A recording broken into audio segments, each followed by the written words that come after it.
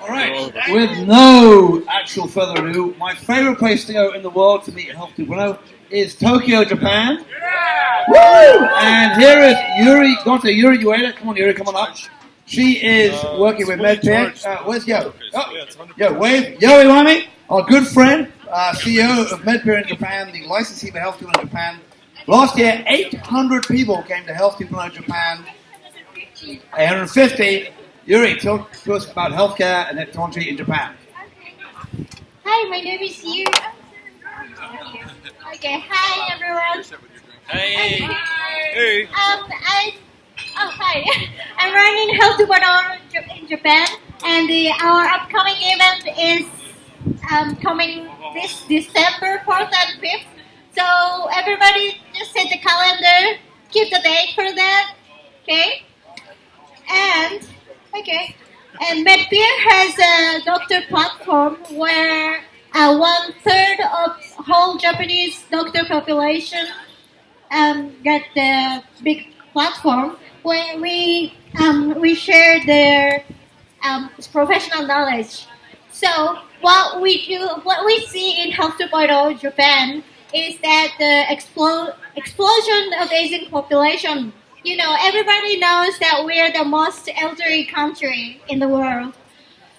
Yesterday, actually, the government released that over 75 aging population is now 20.8% of our population is over 75. So the situation is quite severe. As a medical doctor myself, I work for plastic surgery for elderly bed sore, and I still have to write it down with the paper, how the paper works, and I can't see any technologies. Where is the adoption? Where is the technology? So that's something that I motivate with the Health 2.0. So this year, I'm gathering lots of speakers to give us the solution for elderly situation.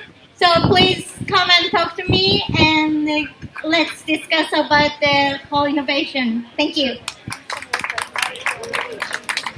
Thank you so much. Thank you so much, Yuri. Okay, up next, I'd like to introduce Health 2.0's first chapter in Malta. Can we have Stefan Butigid up, please? So this is our newest chapter. Yeah, exactly. And is this the first time in the U.S.? No. Yes, it is. This is Stefan's first time in the U.S. America! Welcome! All right, tell us about Malta. So hi, so we're actually doing our second meetup this week. So actually, I have to leave a bit earlier tomorrow. Sorry guys, to actually make it in time because of the time difference. But in reality, the biggest motivation that I have is that I am frustrated by the situation right now, really and truly. And I think we can do better.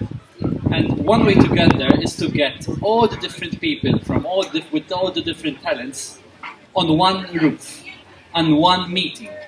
And it's there where the spark of ideas actually start taking place and people start talking to each other. There's that doctor who had this really big problem, and he talks to the developer who says, I can do that, I can solve that in 5 minutes. Or there would be the designer who says, listen, I am frustrated by how my mother is treated in the local hospital, so let me do something about that. So in reality, my biggest motivation is actually to bring these people.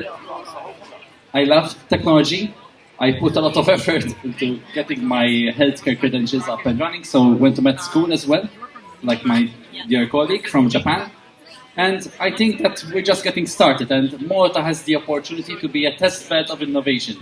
Maybe it's a commonly used word, but 430,000, we have high rates of obesity and diabetes. You have a lot to do there. So we have a lot of problems to solve. We have a lot of challenges ahead of us, and I'm just excited to be a part of it. Cheers, everybody. Eh? Thank you. Thank you, Stefan. New boy, okay.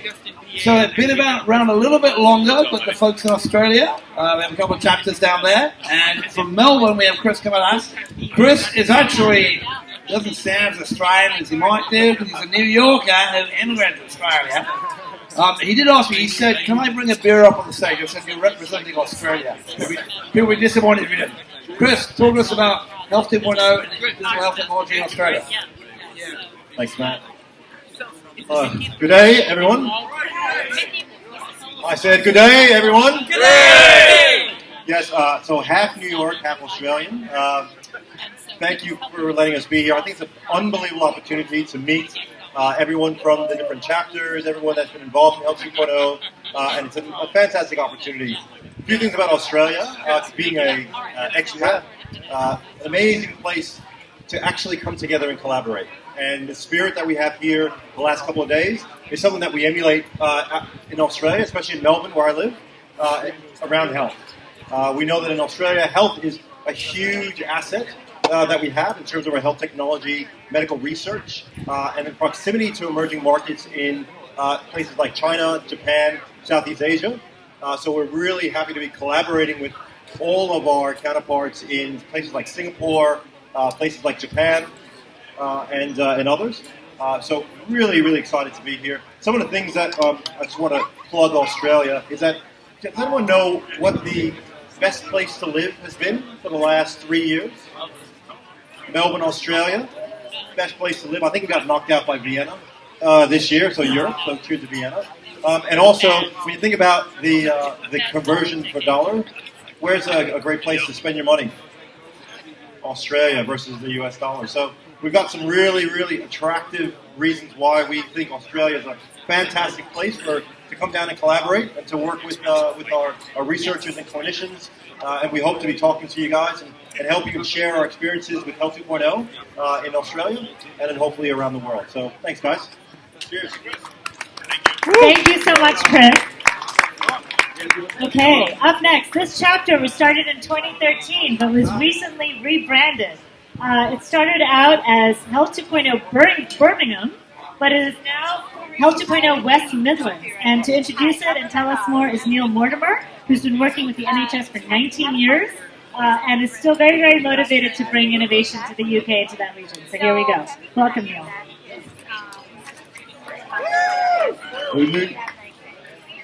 Can you sing God Save the Queen? No, don't sing God Save the Queen. Health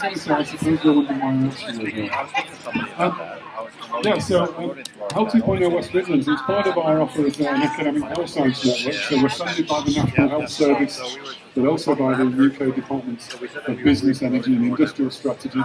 So we're all about bringing together the health sector, the care sector, with industry, with academia, to make sure that the best innovations driving improvements in health and well-being and the delivery of care. So Health 2.0 is really the icing on the cake. We've got a huge network of 20-odd hospitals, a population of 5.6 million, very diverse people, and a huge, huge burgeoning health tech sector. So we bring together clinicians, academics, patients, and developers to really make sure that the best technology gets to land and to stick and to spread at scale and pace. Part of the reason I'm here today is some of the people around here we've got solutions that we desperately need in the National Health Service in the UK, and I'm pretty confident that some of the technology that we developed in the UK could be adding value to you, whether you're a healthcare payer provider or a developer who wants transnational partners. So Health 2.0, we bring them all together. We've been really blessed in having support from the National Health Service, so we can put a bit of money into Health 2.0 in our region. We have the National CIO for England presenting, and we recently had the Secretary of State for Health. So anybody who wants to know a bit more about what opportunities there are to work with the UK, and with that nasty Brexit coming along in the spring, we need your American colleagues more than ever. So thank you. Woo! Thank you, Neil. It's good to hear people from my homeland. Something about okay.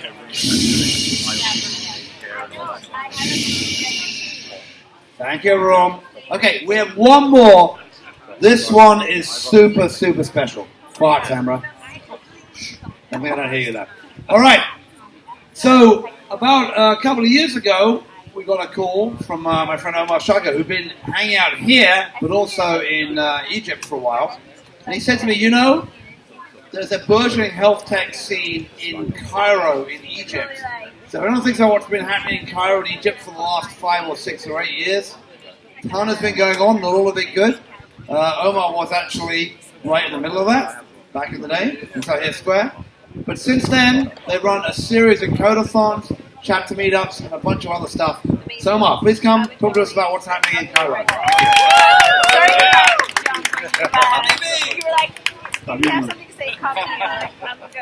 Thanks for having me. I know they usually say you save the best for last. I'm Middle Eastern, so I'm used to that, especially with the TSA. We got 4 S's before.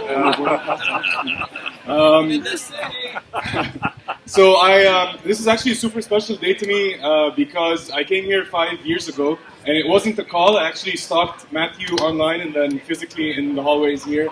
I started off as a volunteer, and then I keep coming back with changed perspectives. So then I wrote for Health 2.0 News for a little bit, and then I learned about the chapters. So really quickly, I started off in medicine. So I graduated from medicine, and then I learned quickly that it's not cool anymore when I came here. So I started going into getting more into technology, and that's really where the passion was. So I went back. It was really hard starting a chapter back in Egypt from here. So there was a lot of effort. As Matthew mentioned, the revolution just happened. There was a lot of youth and a lot of excitement going on. So we started about 5 years ago with a bunch of healthcare innovators, a bunch of startups, mostly my friends who quit medicine also to run technology companies. And we got together, sat in a room, and then started talking about what was going on. And we realized that there's a lot more innovation in Egypt than we thought there was. And I think in every local community around the world, that's what you realize when you bring the community together, is that a lot of people are dedicated, a lot of people want to innovate if you put them together in a room. And that's what we realized. If our meetups are just bringing that group of, unique group of people together, they're going to be happy, even if we don't have a panel discussion or anything. So we started off with small meetups, and then we took a step back, started really listening to what the community was telling us.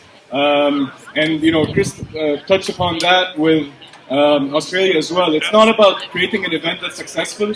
This version of Health 2.0 also changes every year that I come, and it's never the same because the community changes as well. And so we've been listening to that community. We did a lot of research in 2016 after our first meetup, just to figure out what was going on. 2017, 2 or 3 really big things happened. There was a company that raised a bunch of $1 million from the UAE. A company called Visita. There's a company called Smart Medical Services that rose up, also raised $2.5 million from Endeavor. And then these actually paved the way for a lot of startups and innovators. So we went back to the data, realized there's a pretty big gap between doctors who want to create a startup and developers who don't know much about healthcare.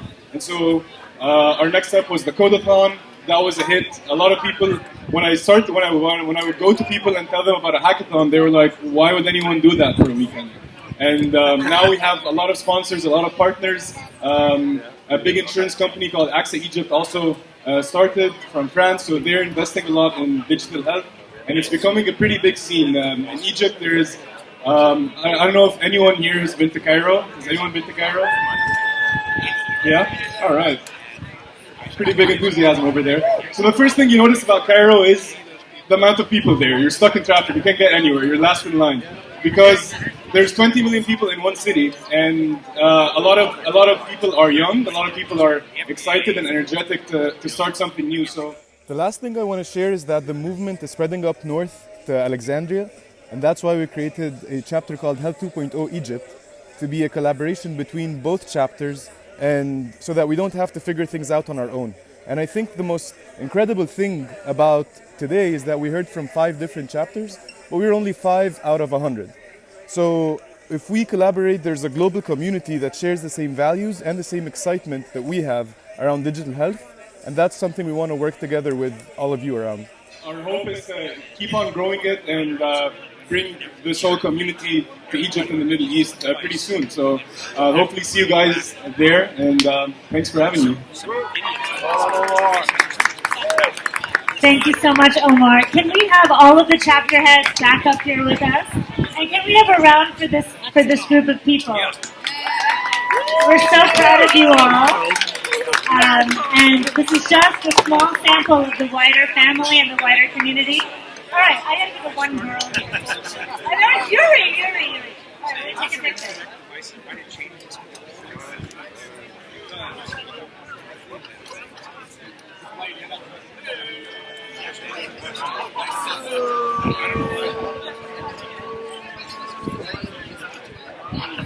And before we send you back to your drinks, I just want to thank one of our team members, Wiley Weiss, right over here. He put this party together. Thank you, Wiley. And don't forget, there's a film night starting at 7:30. We thank you all. We hope you enjoy. Any last words from you, Matthew? Enjoy the night. Enjoy the bit. Tomorrow morning at 8:30, you have to be back and see the Johnson deep dive. So.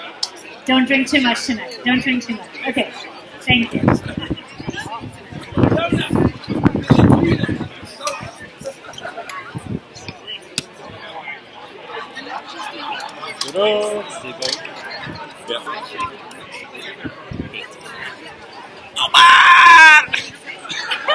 You still live streaming? Yes.